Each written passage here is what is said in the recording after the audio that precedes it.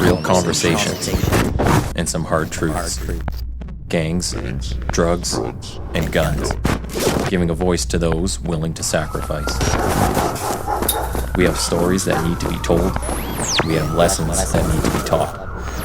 Protect and serve. Welcome to The Quiet Professional. Hey everybody, welcome back. Nathan Romas with you. Today we're going to be talking about police, protests, society. And for that, I have Dr. Laura Huey on the program. Laura is a professor of sociology at the University of Western Ontario. She's also the editor of Police Practice and Research, an international journal. She's a member of the College of New Scholars, Artists, and Scientists of the Royal Society of Canada. That's quite the mouthful. And recently, she founded an international working group on police and crime data and co-runs hashtag CrimCom, that's C-O-M-M, CrimCom, a global network promoting knowledge mobilization. Formerly, she was the director of the Canadian Society of Evidence-Based Policing and a senior research fellow with the U.S. National Police Foundation. So I think we're going to have a good discussion here about police, data, maybe some truth, not necessarily what people see in the media. So welcome, Laura. Thank you for having me. And I had to laugh. I was thinking about it this morning when I was making coffee. I'm on a podcast called The Quiet Professional, and I'm neither quiet nor particularly professional. Well, I guess for the listeners, before I fired this up here, I said, you're okay to swear on here. So if they go look at your posts and stuff, I think they'll appreciate your candor. Yeah, well, I have to laugh because one time I'm not super politically correct, and I really am not a big fan of any politician. And a politician had a really stupid crime idea, and I'm like, fuck off. Yeah. Sometimes there's just no other response that's suitable. Yeah. And I got taken to task by a former chief who was like, Dr. Huey, that is not professional. So I tweeted him back and I said, three guesses what my response is to you. Yeah. Yeah, I blocked him. Well, I guess there's a place and time, right, for everything. So you can be professional to a certain point, and then sometimes people just need to hear the truth. So absolutely, 100%. And life is too short for nonsense. And so, as you're more than well aware, policing and academia are both full of a ton of BS. So yes. if we want to improve either one, we got to cut through that nonsense to get to what's real. Yeah. Well, and so is it accurate to describe you as a sociologist? Is that No. the proper term? No? Okay. I was going to say, you're the first sociologist I've had on here. And most people you hear of nowadays are psychologists. So, yeah, maybe we'll kind of start there, but why sociology? Why a professor of that and not psychology? Well, that's where I got a job. So what happened was I consider myself a criminologist who happens to be in a sociology department. Okay. My background, I actually did my undergraduate honors degree in crim at Simon Fraser.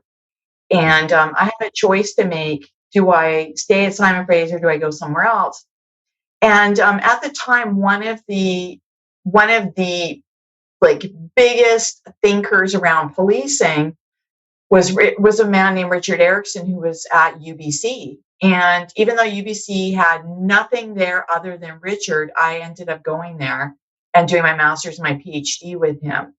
And which ended up being a fantastic decision because he was an excellent supervisor and mentor.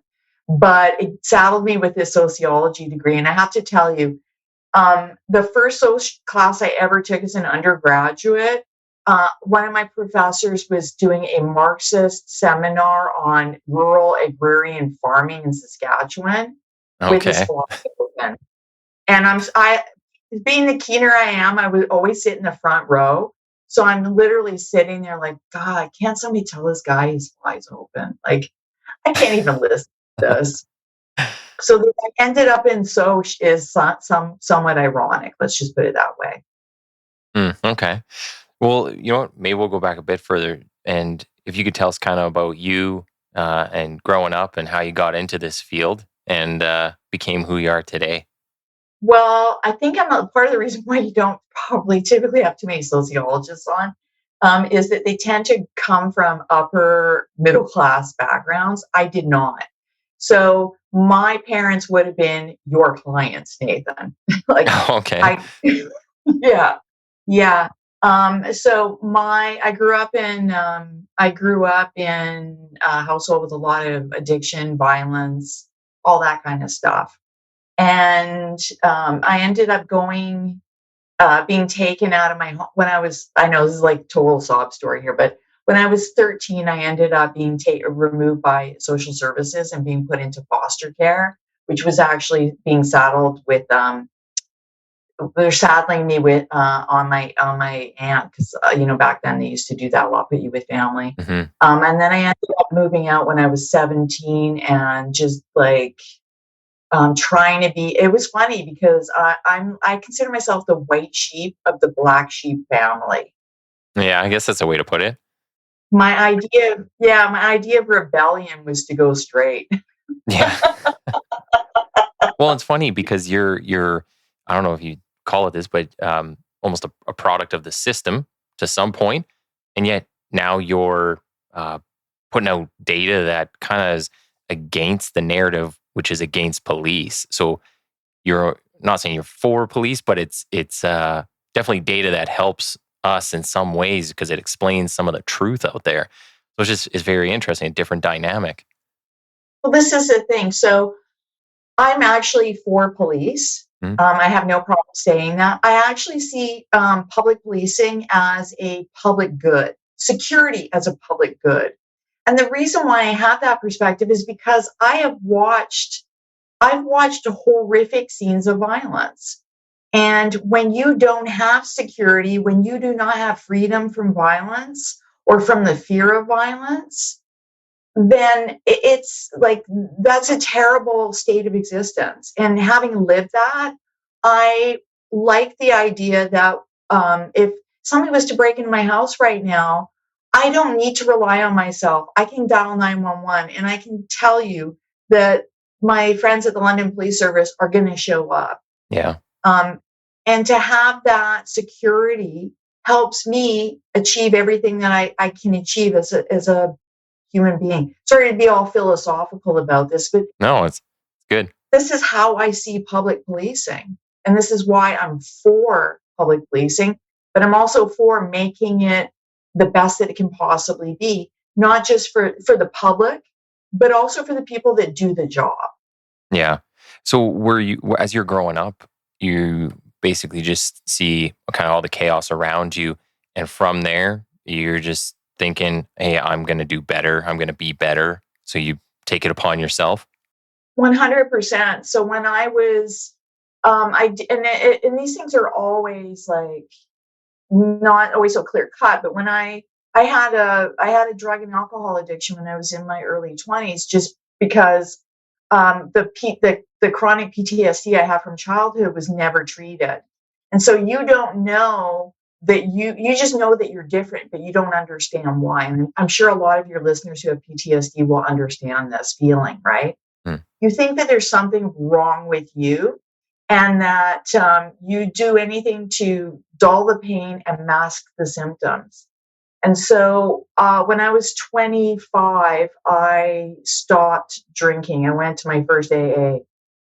And I didn't, I'm not a very good follower of anything. So after I got sober, I did AA. Sorry, AA. But I've now been sober for 31 years. Wow. And yeah, but again, what I learned was what I call the piggy bank model. And this is how I think we need to start thinking about addiction. The piggy bank model is when when you're a kid, did you ever have a piggy bank, Nathan? Yeah. And so when it didn't have very many coins in it, we're more inclined to kind of smash it, right? Mm. Because it's super valuable. It's like, oh, I need 50 cents, I'll take it out.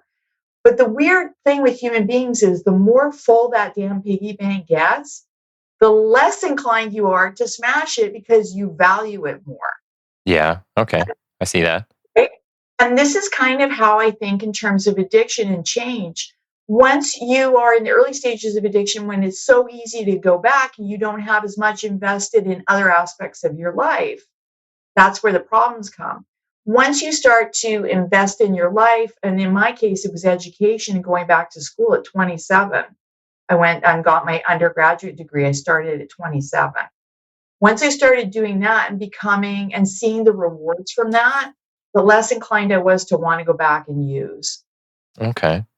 Can you talk a bit about the addictions? Are you okay talking about that now? I'm just Absolutely. wondering, what is it like? Because in your 20s, you're a young adult. You're legal now. You can make all these decisions on your own. What kind of got you out of that stage of your life to take responsibility for yourself? And the reason I ask that is because I've said this on a few other podcasts. No matter who I talk to, where they're from in the world, I had Fidel Owusu on here from Ghana, and then I was talking to some other people that are from the U.S. Right across the map, it's all about taking responsibility, agency of your own life. So, what kind of drove you into doing that? Because I imagine that'd be kind of hard when you're in your 20s.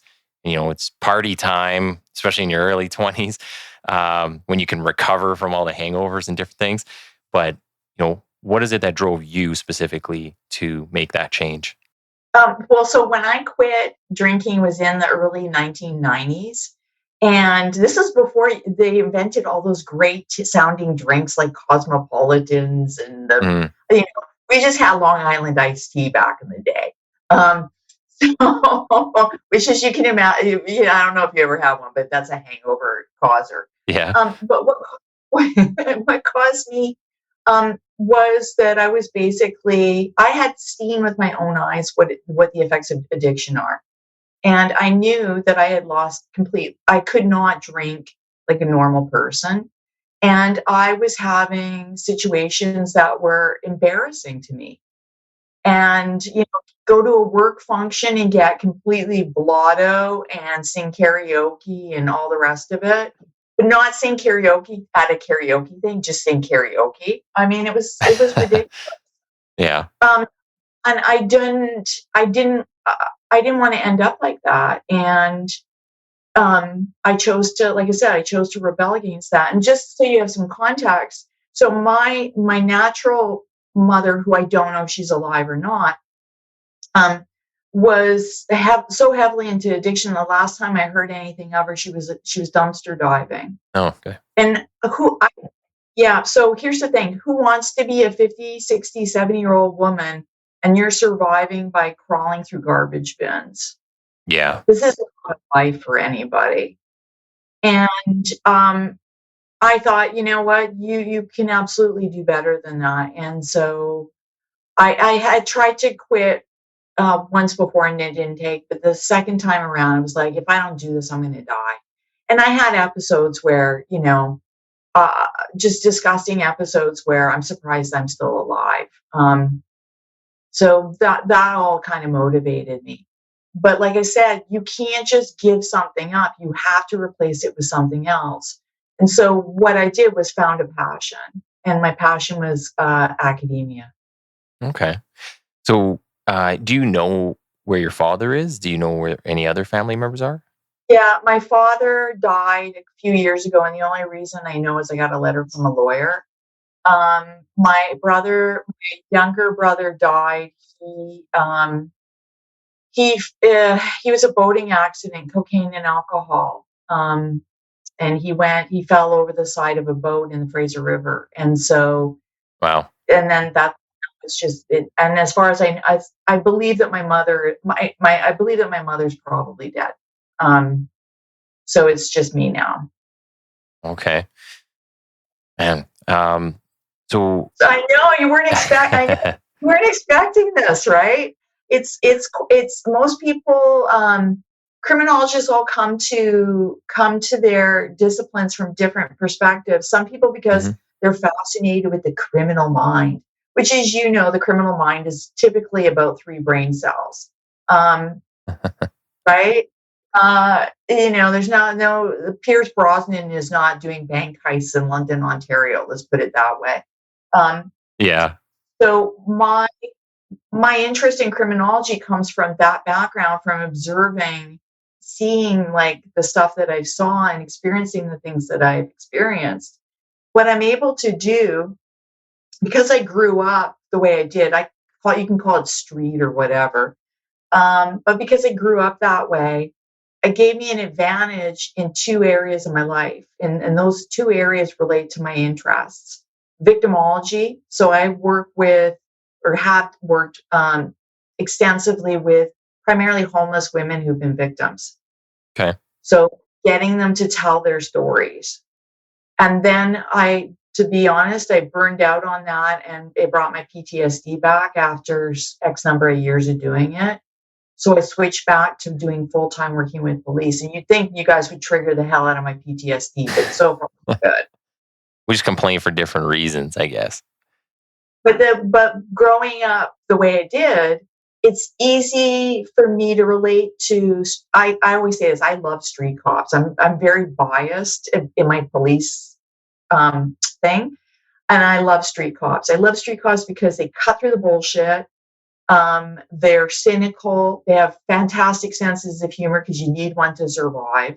Mm-hmm. And so it's like I found my people. Yeah. Well, at any point, were you ever homeless, or did you always have a place to stay? I was homeless in the sense of like having couch surfing. I'd couch surf between 17 and 19. I did a fair amount of couch surfing. I was lucky that I was able to, through friends, get jobs and stuff and be able to get up on my feet that way. But when you finally get established and you have things like your own furniture, again, when the addiction threatens that, that's when you start to think, I really don't want to go back to sleeping on other people's couches when I have one of my own. And again, that was a real motivator. Yeah. Well, and I like the part that you brought up there about talking to the homeless women that you said it kind of started bringing back PTSD things for you. I always wondered that about people who work in the shelters here, how much of a lifespan you can have doing that specific function. Just seeing the same things day in and day out, hearing the same things all the time. You're dealing with like the same group of people. Like I don't imagine it's a population that fluctuates a whole lot. People don't transition from homeless to not homeless overnight. So yeah, I just kind of wonder like what the shelf life is of a job like that, because I feel like you get burned out real fast. And sometimes you go in with good intentions, and maybe a month or two, or maybe you make it a year, you start kind of, I don't want to say hating the people you're dealing with, but yeah, you find it definitely difficult to deal with them anymore. 100%. So one of the things that always makes me laugh is because I've seen the system from the inside and the outside. These people that seem to think that there's a flock of social workers out there that are going to fix all sorts of social ills.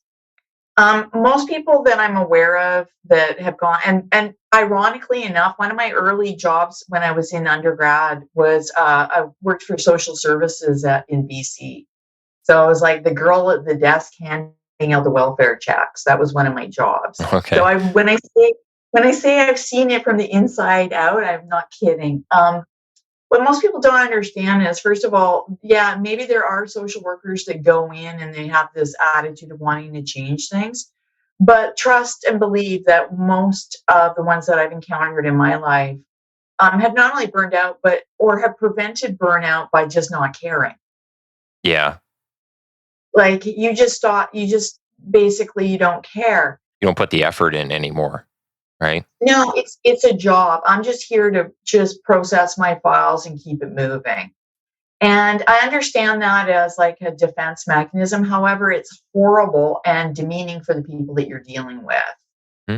Remember one guy when I was working in North Van at the social services office, he had to pick up his check in North Van, but he was homeless in Vancouver and he had no shoes. And he had to walk from Vancouver over the First Narrows Bridge to get to Lionsgate to get to the office to pick up his check. And he asked if he could have some kind of bus or cab fare to get back. And she was like, yeah, no, You got your check, get out of here. Oh, wow. And it's a dehumanizing system for a lot of people. And so this is why I'm super skeptical about anything where they're like, oh, just throw social workers at it, it'll fix it. Most of them don't want to do the shit that you guys deal with. They don't even want to do the shit that they deal with. Yeah. So when I want to say this was when I had our chief of police on recently, that we were talking about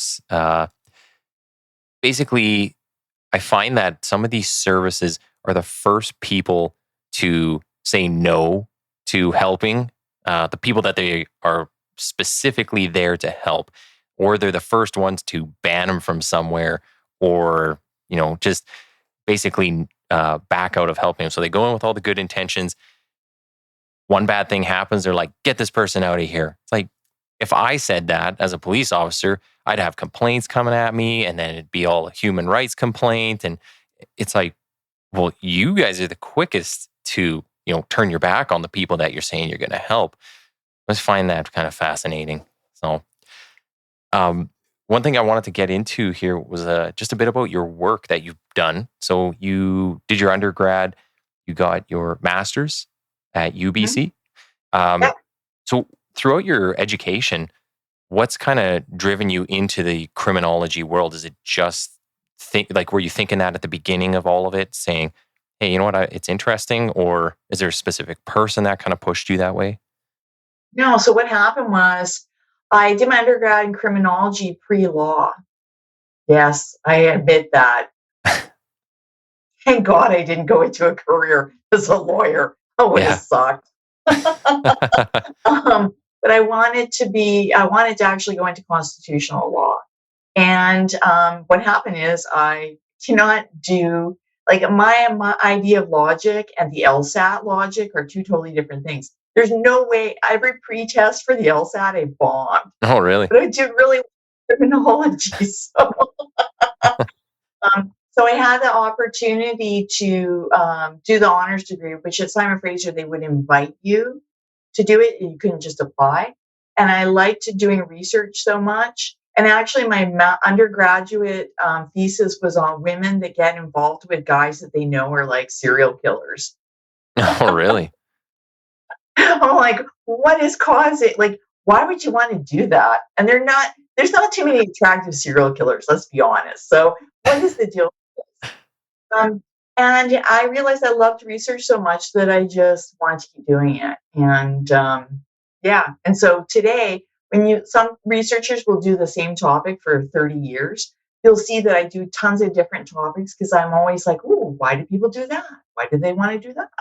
Yeah, you've been involved in, I had a list here. I think you've done some stuff on terrorism, interpersonal violence, cybercrime. Yeah. You're kind of all over the place. Just anything that looks interesting.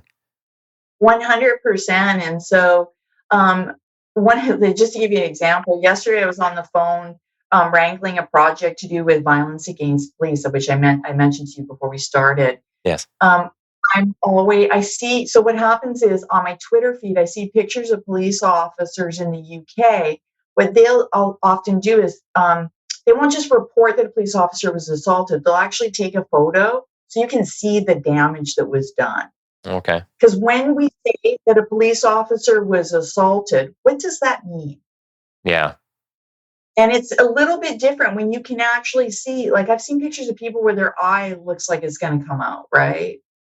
And it made me start thinking about, like, how do we start recognizing and quantifying and qualifying, like, what is violence against police? Because the thing is, even if you're the hardest core cop hater, you're paying for that person to be off work because they're not well, and they might end up having PTSD or other operational stress injuries as a result. Your call queue is like, the more officers that are off because of, being victims of assaults and so on, and your call queues go up. Like, there's all sorts of ramifications to this. And I think most people, including policymakers, have no freaking idea. Yeah, I think that's definitely a piece of the story that's missing. We've had a few incidents that have, been a part of where property's been damaged. Like we had something recently we were at, and one of the police had a big telescopic lens on their camera. I mean, the thing's probably worth a few $1,000s, and it got damaged by somebody. And I'm just thinking, like, this criminal, I'll say, he owns an actual business too, a legit one on the side of all the things he does. So I was like, oh, well, there goes more of your tax dollars to paying for that. As much as you complain about us being here and a waste of your tax dollars, you are damaging property, and now that's coming back around. You're paying for that. So, but you even hear that with people always say, I pay your salary, that whole argument. And I just think, like, well, I make a lot of money in a year. I work a lot of overtime. I pay a ton of taxes. I'm pretty sure I pay more taxes than that person that I'm dealing with. But I kind of pay my own salary. It's almost cyclical in a weird way. Same thing with academia. Like university professors that say, oh, I pay your salary. I'm like, honey, you don't pay enough for the lights in this building. Yeah. Let's be real. This is all subsidized. The other thing that's funny about not funny about what you're saying about the damage to the property, I think, and you can correct me if I'm wrong, but most police officers would rather take a punch than have to deal with the 85 million forms that are going to have to be filled out because of that telescopic lens got damaged. Yeah. Yeah, that is a fact. If we get assaulted, it's pretty quick. You're putting the person in jail, and you do a couple clicks here and there and fill out your form. When property's damaged and now the service has to hand out money, oh yeah, that's like forms. Multiple bosses have to sign off on it. So you got to explain the story 30 times. Yeah, it's a whole process. One of the weird things that I'm always fascinated with is the stuff that other criminologists would consider mundane, like police paperwork. So, it's because I am actually what's called an ethnographer. I'm somebody that actually observes and watches what you guys do, and that's how I learn. And so one night, there was, and sometimes I even when I'm not on. So one night there was like flashing lights outside my bedroom window. I'm like, oh, what's going on? And I look out, and there's 2 patrol cars and a sergeant out there. And there's a guy who's like, on the hood of the car, and they're patting him down, they're pulling stuff out and whatever. So he gets arrested, and the whole time he is just like a foul mouth to these police officers. Just like, you're this, and you can do with your head that, and whatever, right? And they're like, yep. And then they put him in the back of a car because I guess for whatever reason, I guess the old transport vehicle wasn't available. He starts trying to kick out the back window. That's when the cop got mad. Yeah. It's like, don't you with my window.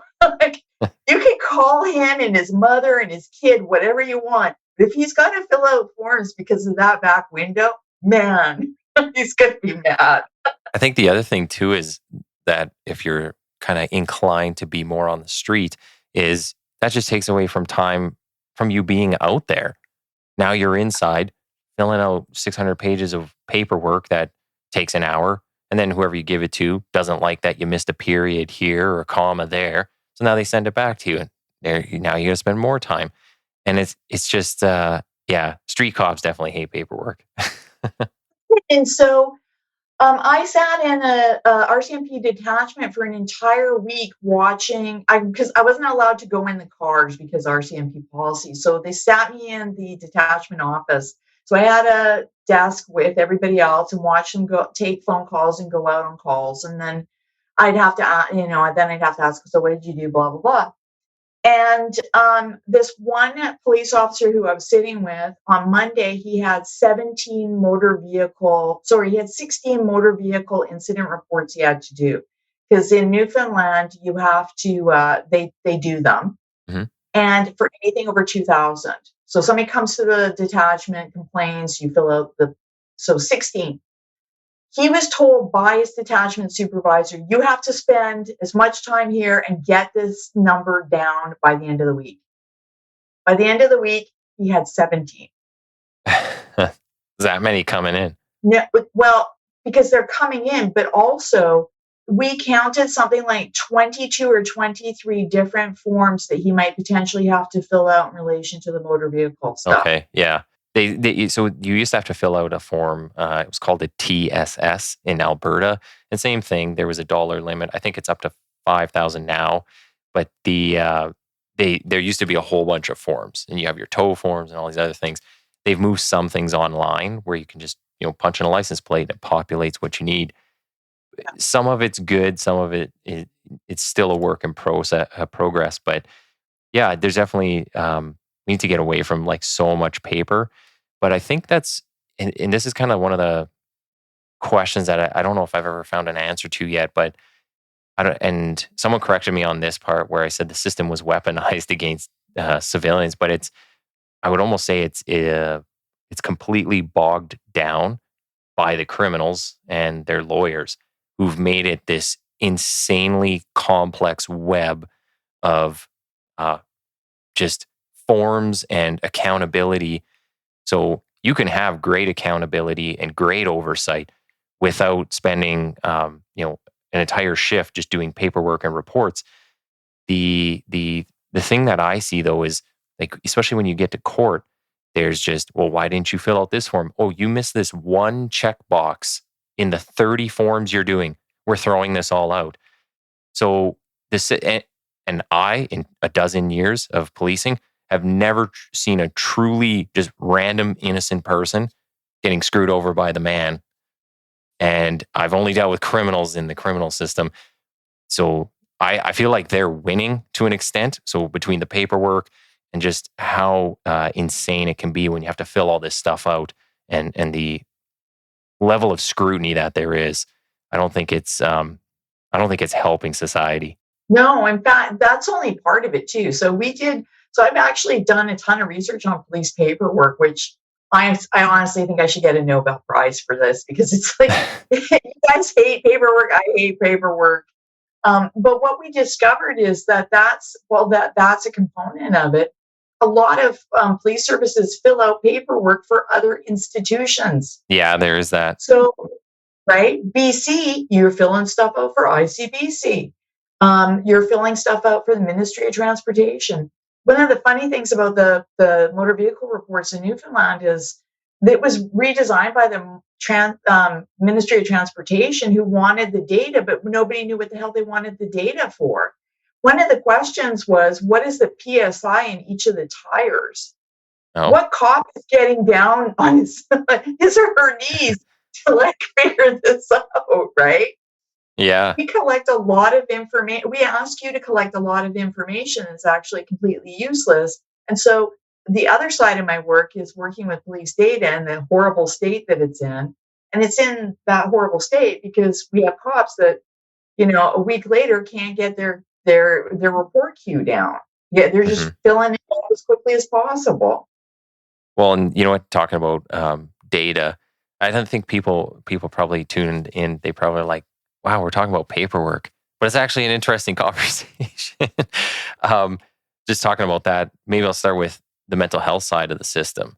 So in Alberta, Mental Health Act says essentially like a peace officer, the police will convey a person to whatever facility they got to take them to. And then here you go. That's it. Like, this is your responsibility now. And it's been a fight for years. And I'm pretty sure it just comes down to funding.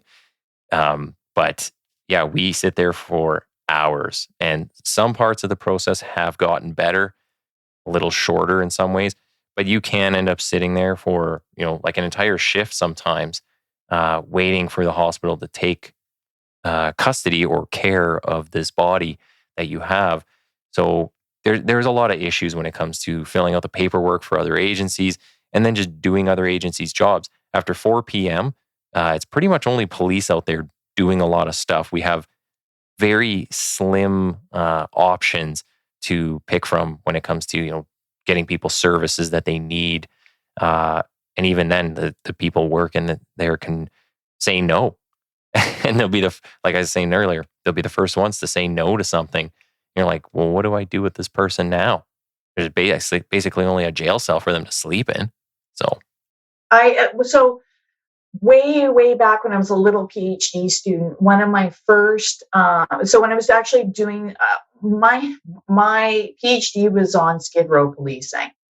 So I started out, my master's was in the downtown east side, my PhD was in the downtown east side of Vancouver, and then as well the Tenderloin of San Francisco and the Cowgate Grass Market area of Edinburgh.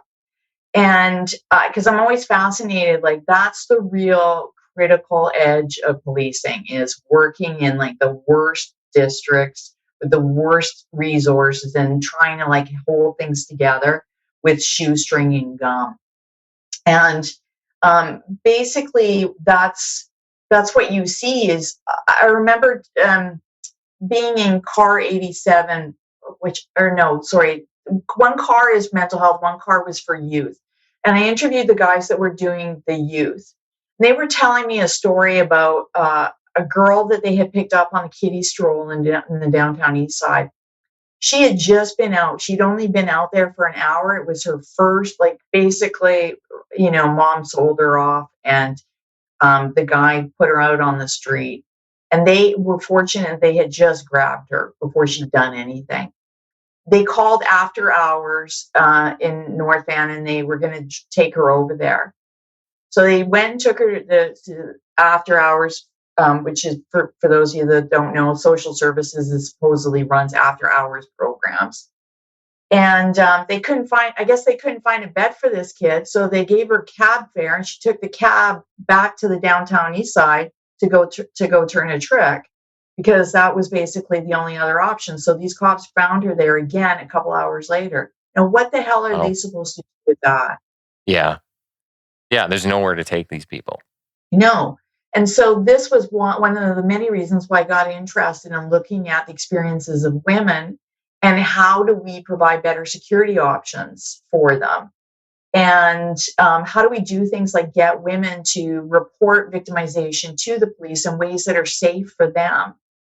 And how do we also try to help resource police officers? But there's a certain level of just like the system is just dysfunctional.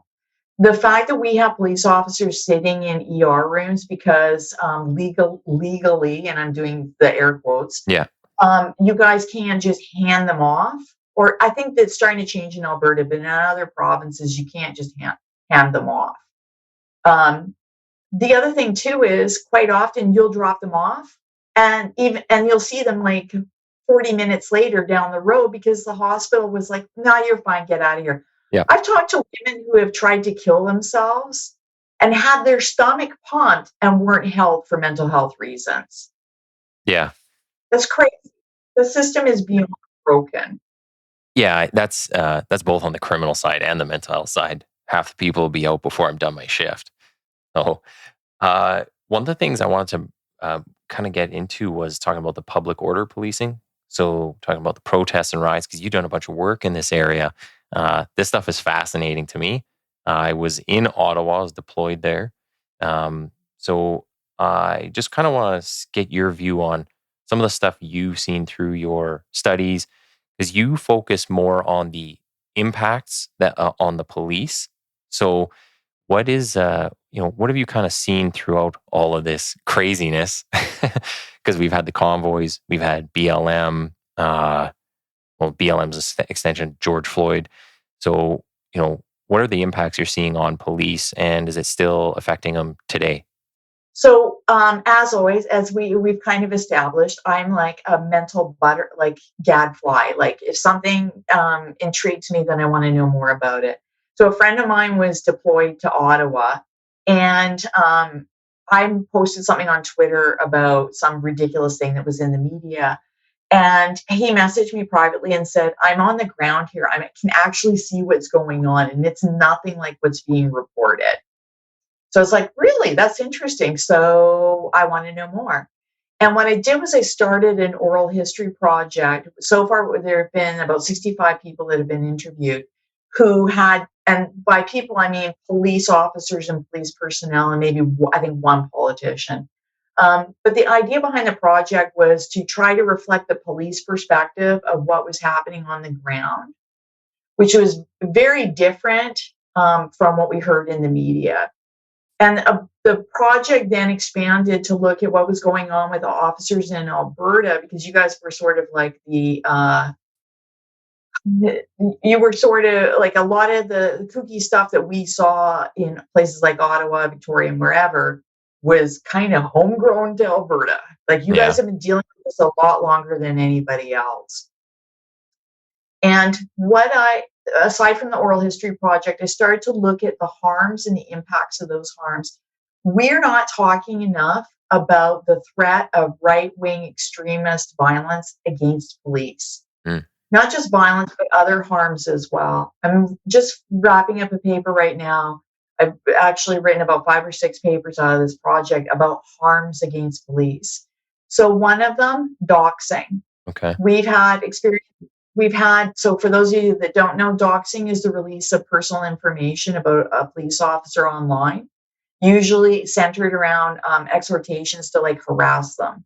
A good example of that happened in Vancouver, a couple months ago.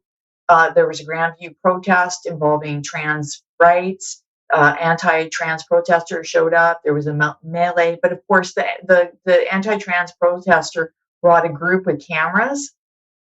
So of course, they like to go up and they like to film police officers. It's called cop baiting, and it's another harm. They'll go up, ask questions that will then be edited to fit whatever narrative that they've got going.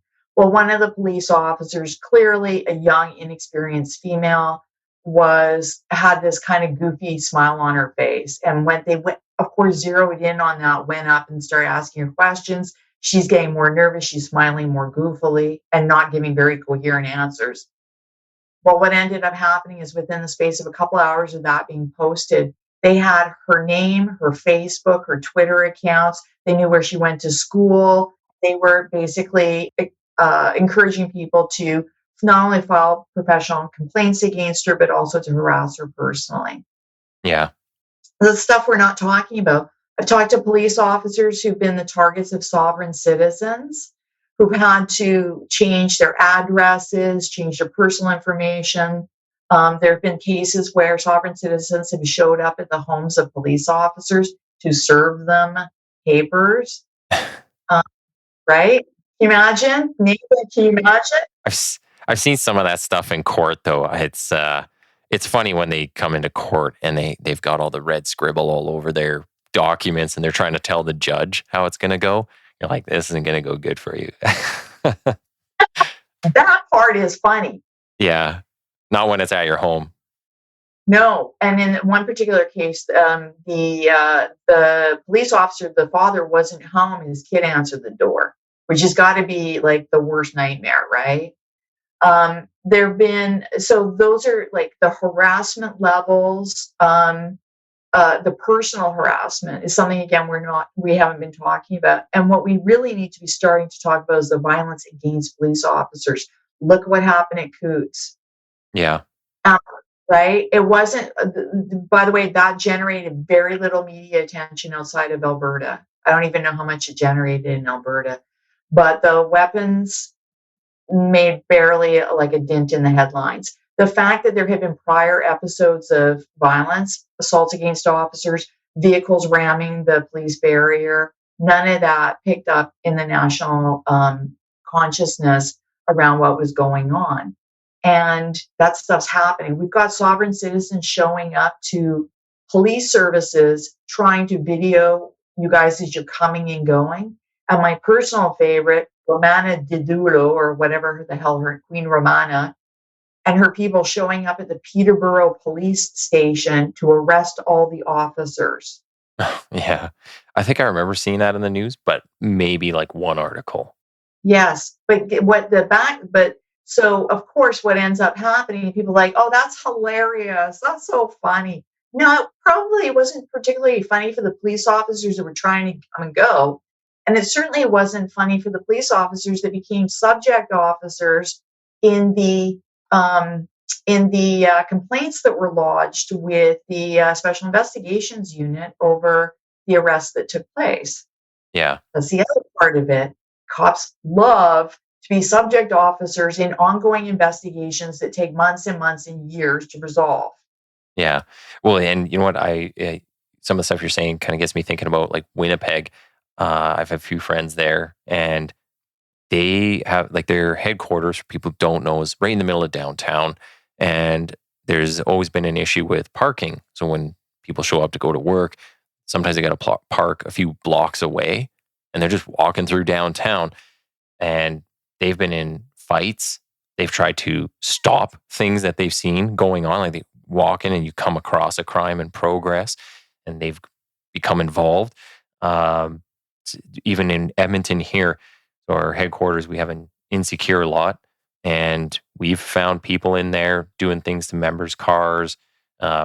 We've had guys walking out of the building. Somebody I went through class with, he had somebody, as soon as he walked out the door of the building, was standing there wanting to fight, like right or just ready to go the second you walk out. People don't realize that. Like nobody else goes to their job and comes out of their building and sees that. And if they did, they'd make a huge issue out of it and it'd be a whole thing. Rightfully so, but yeah, police deal with it on a, I want to say, not a frequent basis, but a more than frequent amount than the average citizen. So yeah, and the doxing's always been an interesting one. We have so many people, especially doing the stuff that I do with the gang suppression team. We have people record us all day, every day, and I couldn't care less. But you do have to take some steps to kind of insulate yourself a little bit. It's not a perfect system. If somebody wants a picture of you, they're going to get it. If they want to know where you live, it's not hard to figure out where people live. So yeah, I don't know what really police could do to maintain that confidentiality. Um, yeah, I don't know. Maybe you have some solutions when you go through all these studies of what police can do to kind of protect themselves. Well, what I'd like to see is I'd like to see the Canadian Chiefs and the Provincial Chiefs Association step up and take this on as a cause. Here's the issue. People were in Ottawa with the public order units. People were complaining about the fact that they said that the name tags were removed.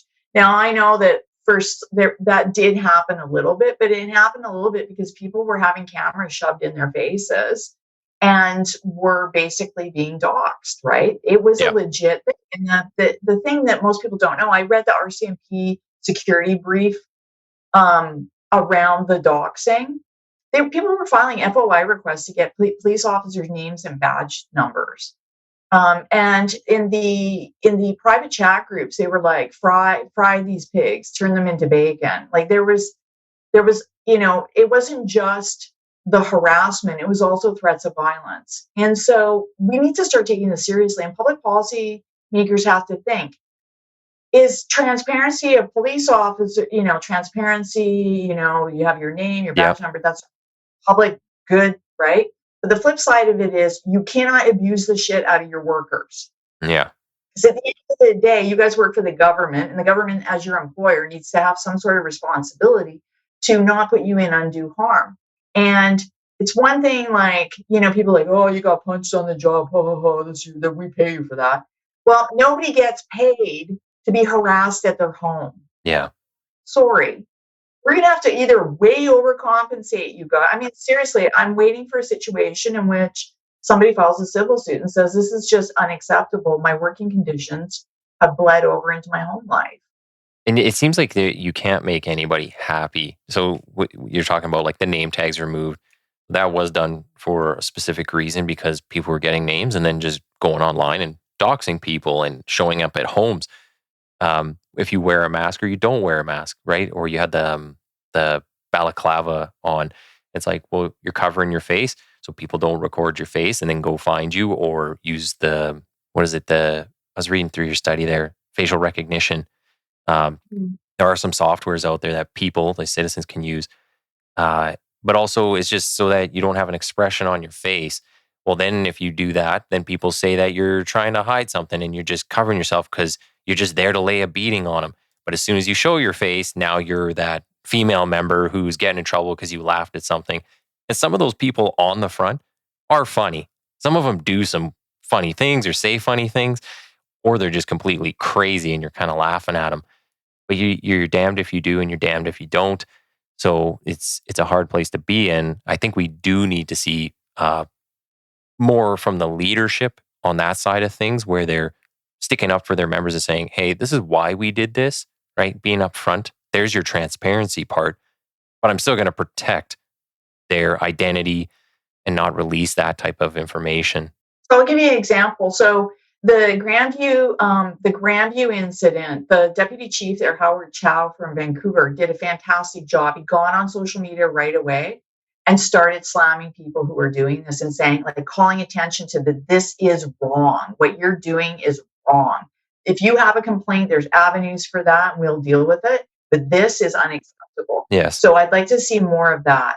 The second thing that the chiefs associations can do is they can talk to public policy makers and social media platforms. There should be a way that when doxing of personal information takes place, that they should be pulled immediately. There should not be some hemming and hawing from Twitter. Like, it should be like this. This is verboten. I also think the police associations have a good role to play in protecting their members, which is, their mandate. Like to see police associations take that cause up as well. But it's funny, you say about the balaclava, that it kind of made me laugh, because what people didn't maybe twig onto is you guys were there. It was -20.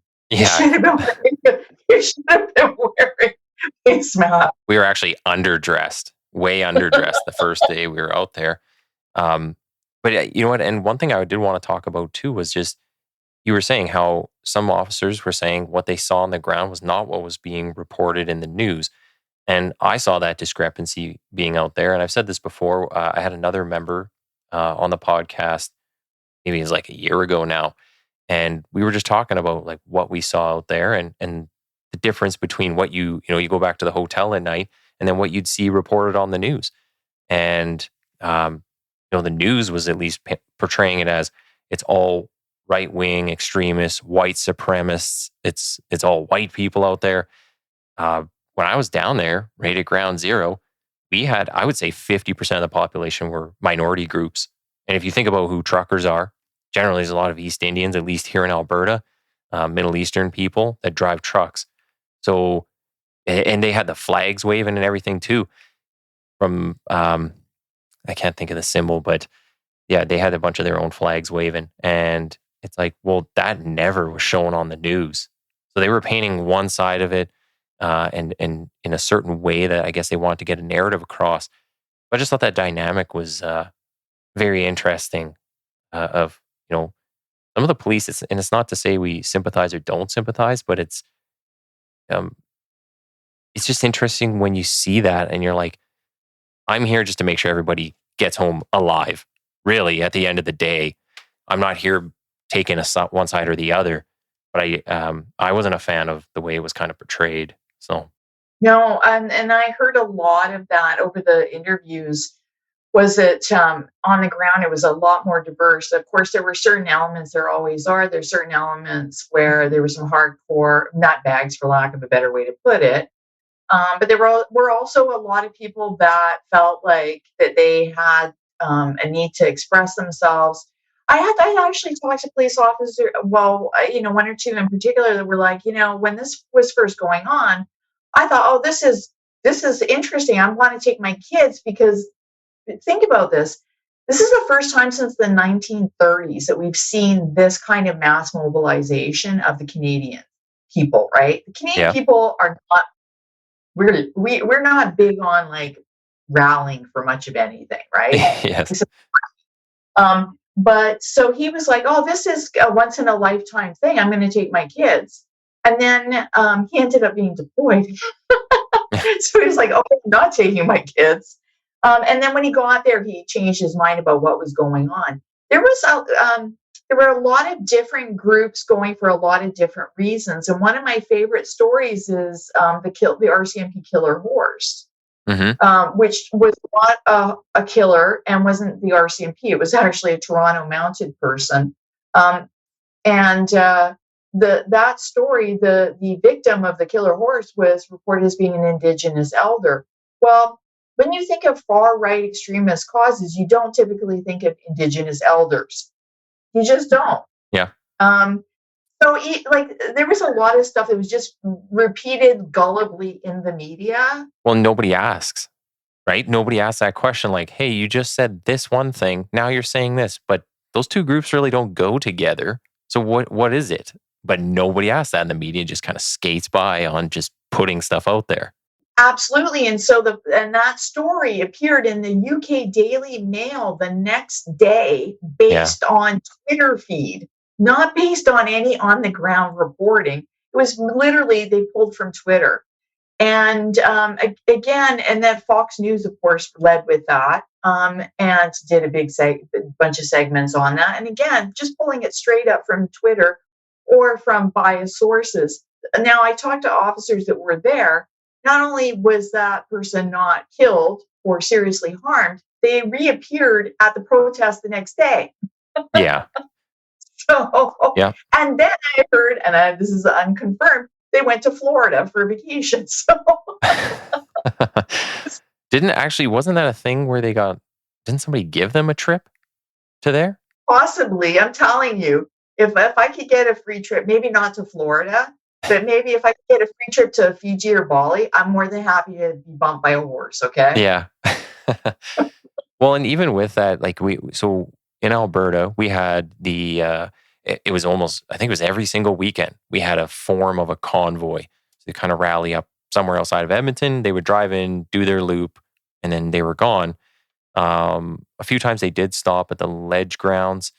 I think they might have stopped at a couple other spots, but generally, I don't recall any violence going on at those. And they came out, made their point, kept in their line, and then went away. But when we had the whole BLM protest, this was quite a different dynamic where, so we got deployed for this, and we're in the middle of Edmonton, and they were expecting a couple thousand, maybe, at our Ledge grounds. Turned into 10,000 people. And they were not prepared for this. But as people were going, we stopped a few of them and just said like, hey, where's everybody going? Because we weren't expecting, this flood of people walking. So we was asking some of the crowds, like, what is this? And they were, these are kids that were going. So like 16-year-olds, they're saying, oh yeah, our teachers all canceled school and told us all to go down to this rally. It's like, okay, so we have a bunch of, uneducated people with no life experience in this world, just going down to listen to some people to just preach hardcore messages. And then afterwards, most of the people left. The group kind of devolved into like 200 or 300. And they were the ones who caused an entire issue throughout our whole downtown, marching around, blocking all the streets, jumping on cars. They were riding on car rooftops as they're going by. And we're standing there. They basically told, like, we're not getting involved, not stopping him from doing any of this stuff. Meanwhile, all these people are going by saying, F you, giving us the finger, I'm going to, kill you, or whatever they want to say. Meanwhile, we're there protecting their, I wouldn't even say it's their right to do that because there were a lot of offenses being created. But they went around and around. And by the end of it, the person leading the group, who ended up smashing one of the windows on our van and doing some damage, is a very well-known drug dealer. I don't actually even know if the guy's alive anymore, but was a very well-known drug dealer in one of the areas of the city. And I'm thinking, you don't even know who this is who's leading your chants and what they're about. You're just you're literally being sheep, just led to the whatever this guy wants you to go to. And it's like he deals drugs, like an actual well-known drug trafficker. He's probably killed more people in your communities than any police officer in Edmonton. So it's such backwards thinking. People are being led completely astray when it comes to a lot of these protests. And then what you see in the news is not accurate at all. So how do we get that truth back? Well, this is it. So basically, what I did was I co-created this group called CrimQuam, and the idea was for people that are doing real research to talk about that research in a way that educates the public about what's going on. You go back to the question you asked me about the doxing and how do we deal with stuff like that. Well, the answer is we need to do a much better job of educating the public. and talk. And like, it's funny. I used to do educational sessions with police officer training, I guess, about evidence-based policing. And they'd always be like, how come you guys don't ever speak up? Like, why do criminologists not ever explain what's going on? And it's because we're reticent to get drawn into many of us are reticent to get drawn into the politics of things, because people are so volatile. And I'll tell you straight up, I have been canceled on Twitter like more than once, where I've had like thousands of angry people talking about how I'm like this, that, and the other thing because of something because of a view I've expressed or something I did or didn't do. And so that's what happens. Is that old expression that, if good people don't speak up, then that it never gets out there. I forget what that expression is, but we have to start not caring and speaking up, because if we don't, then all these false narratives just spin. And it's on, like, I'm sorry, I'm watching a situation play out right now where a guy in Chicago, it turns out he faked his credentials and he was going to be given he's a crime guy with one of these abolitionist policies. And the mayor of Chicago was supposedly going to appoint him to be the public health director, and he's going to get rid of police and yada yada. But he faked his credentials, so he's not. Yeah, he doesn't have a PhD, and I think he's a resident MD and not a full MD. And he's been bullshitting for like years. And watch the response. People who politically agree with him are like, "Oh, it's not a big deal. Don't worry about it. Keep up the good fight." And then people that disagree with him are like, "You're a charlatan and you're a fraud." Yeah. And how do you break people out of that natural cognitive bias that we have, where we believe things that cohere with our own beliefs and values, and we disbelieve counter evidence? And the reality is, at the end of the day, all you can do is flood the marketplace with as much fact and reality as possible and hope that you might be able to change one person. And I feel like Debbie Downer here. It's like, I want to be like, hey, Well, you know what? I think I think you got a few good points there. I want to say that that's the whole purpose of things like this podcast and some of the other podcasts I listen to is people who can offer that platform for people to explain their ideas and why they're saying the things that they're saying. And for me, when I do this, it's not necessarily for me to agree or disagree with somebody. Sometimes I'll offer my opinion on that, but it's just to say, hey, like, I think you're saying something that's of relevance or of interest to people. Come on the show and let's talk about it, rather than the screaming and shouting on Twitter, which, everything gets drowned out on there right away. And you can't put enough damn characters on there. That's why I don't use Twitter, really. So it's just annoying to use, but or X, whatever it's called now. But yeah, no, I think you're right. It's how do we kind of educate people is the big issue right now, and not be afraid to educate them and not be afraid to talk about things.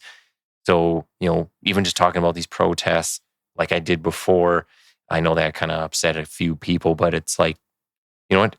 You're free to explore ideas and you don't have to agree with them. And if you don't agree with them, why don't you talk to that person and try and educate them or offer the evidence or whatever it might be to try and bring them to your side, to sway them, right? That's what you're supposed to do in life. On that, just because I don't want to keep you forever, we're just going over an hour, but yeah, I wanted to ask about like the authoring process, because you do a lot of papers.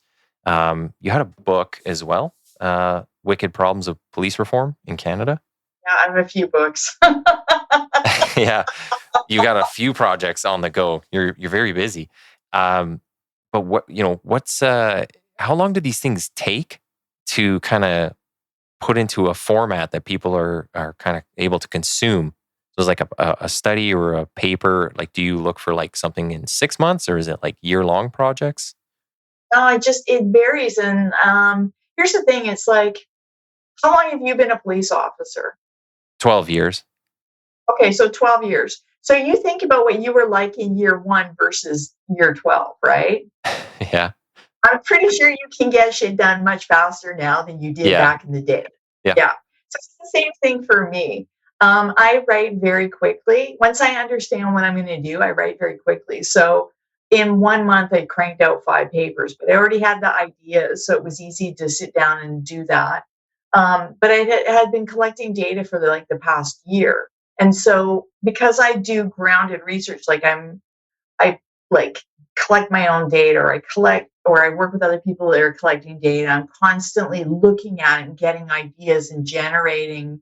I want to write this book. I want to write that. Like the oral history on the convoy protest, I knew right as soon as I got that email or that message saying it doesn't look like this on the ground. I'm like, I want to do an oral history. And the reason for doing an oral history rather than writing a book is um, an oral history gives police officers the opportunity to use their own words in their own context to speak about something. So all I'm doing is, if we're going to talk about what happened on the final day, I'm going to use the police officer's words to tell that story rather than my own. And the reason for doing that is going back to your comment about educating people. One of the best ways that we can educate people is by giving them access to voices that they don't ordinarily hear. Yes. You're unusual in that you're doing a podcast, but most police officers would rather be set on fire by deranged clowns shot out of a cannon than do any media type stuff. So we don't hear your voices. Yeah. So an oral history provides that opportunity. However, that said, and I'll do a little pitch here for people to contact me. I have 65 interviews. I could always use more interviews from police officers that were involved in the protests in any way, shape, or form, whether that in Alberta or in Ontario or somewhere else. Because again, it's putting these different voices together to sort of create an overall narrative that at the end of the day, whether you hate cops or you love cops, you can be exposed to this and maybe possibly it might change your view. Yeah. Well, and like we're saying back at the beginning, you had a certain, like, very unique life growing up. And I think most people would expect you to not be a fan of the police or the system or any of it. But now here you are writing these papers that are talking about policing. So uh, who asks for these studies? Or does anybody come up and ask for these studies? No, no. I'm actually usually chasing you guys down going, this is good for you. Yeah. I'm like your mom. I'm trying to get you to eat something good. Well, this is like well, but I just wonder because it's like, why aren't I would think like the police services themselves would be saying, hey, there's all these narratives coming out of the States here, and it's absolutely crushing us when most of it isn't even applicable up here. We do a lot of things differently, and we have a whole different history with the citizens than, say, the US does with their people. Uh, why aren't they asking for these studies that show use of force data, race data, but then more specifically, like you're doing, the impacts on their members? So, No, actually, a couple things. One, and I'm known for being very blunt. So, first of all, a lot of police chiefs that don't know me or don't know a researcher are reluctant to let one in the door because, what if I go to the Toronto Star and sell them out or something? yeah, I've been doing this for 20 years, and most of the police leaders in Canada, the top ones anyway, know who I am. So they know I'm relatively trustworthy. But the flip side of that is to bring somebody like me and you have to be willing to hear the truth. hmm And that's why I sometimes don't get invited. Because I do say the truth. I don't sugarcoat shit because it's not useful to them. I'm not yeah. And so I'd say over the past few years, I've had a better time with the police associations because they recognize the value add. And so this whole oral history project really kicked off because the CPA was super supportive and invited me and to talk about it. And then that brought a lot of police officers. They were also very supportive with the Alberta project and we're one of the partners to that. So I've been Well, they might not chase me when I pick up the phone and call one of the police associations or message them. They've always been very receptive. Okay. Just think it would be really good, especially with all the talk around street checks and whatever they're calling them now, so, officer contact reports, something like that. Um, yeah, just some of the narratives around that. Because we, as a gang suppression team, we write a lot of street checks, and they are not what the media is putting out there. Like they are not even close. And sometimes the self-proclaimed experts on these things don't kind of lack the humility to say, like, I actually don't know what I'm talking about. Maybe I shouldn't comment on that, but CBC likes to find their experts. So, um, yeah, I want to make sure we kind of give time at the end here just for you to say how people can follow you and your work. I think people should be checking these things out and reading some of these papers because they're very interesting. So, where can people find you? Thank you. Well, you can find, I have a website, lhuey.net. So lhuey.net. I'm also as a prolific Twittery, Xer. I'm an Xer now. I'm at Dr. Laura Huey. And by the way, nobody ever calls me Dr. Huey. Everybody calls me Laura or occasionally Doc. But I do put the doctor in there because there's always some dude that wants to mansplain some crap to me that he knows nothing about. So, I have to be defensive like that. And also on LinkedIn, as you know, because we connect through LinkedIn. Yeah, and then you can always email me, lhuey@uwo.ca. A lot of times people, like I said, if you're interested in participating in any of this research, I strongly encourage you to get in touch with me. You just want to read my stuff and you don't want to be a research subject, check out my website. And there's also ResearchGate where a lot of my papers are stored. So there's different, and also there's papers on my website as well. So, and if you can't find something that you want to read, send me an email. Awesome. I'll put all the links up when I get the episode up as well. Um, but yeah, there's so much to talk about. So I'll definitely look to have you on again because I think we have a great dynamic here and we get through a lot of stuff. So I want to say thanks for coming on and hang on the line for 2 seconds. And yeah, we'll end it there. Thank you.